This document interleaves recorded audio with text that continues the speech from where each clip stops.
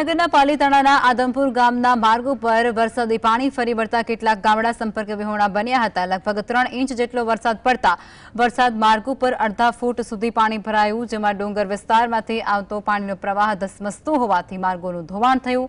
ગ્રામજનોએ કોઝવે બનાવવા અનેક વખત રજૂઆતો કરી હોવા છતાં સ્થાનિક વહીવટીતંત્ર દ્વારા કોઈ કાર્યવાહી નથી થઈ। ગામના તળાવનું સ્તર માર્ગો કરતા ઊંચું હોવાથી પણ પાણી ભરાય છે। આ સમસ્યાથી ગ્રામજનોને ભારે મુશ્કેલીનો સામનો કરવાનો વારો આવે છે। તંત્રની નિષ્ક્રિયતા વિરુદ્ધ ગ્રામજનોમાં રોષ।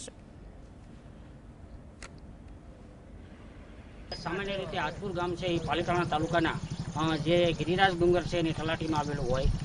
જ્યારે જ્યારે વરસાદની પરિસ્થિતિ આવે અને વરસાદ આવે ત્યારે આપ જોઈ રહ્યા છો વિડીયોમાં એ પ્રમાણે વરસાદનું ડુંગર ઉપરથી પાણી ઊંડામાંથી આવતું હોય ને એ જે આદમપુર પાલીતાણા રોડ છે એ રોડની મધ્યમાં જે આ પાણી પસાર થાય છે અને જ્યાંથી આખું ગામ આદમપુરથી પાલીતાણા જતું હોય છે।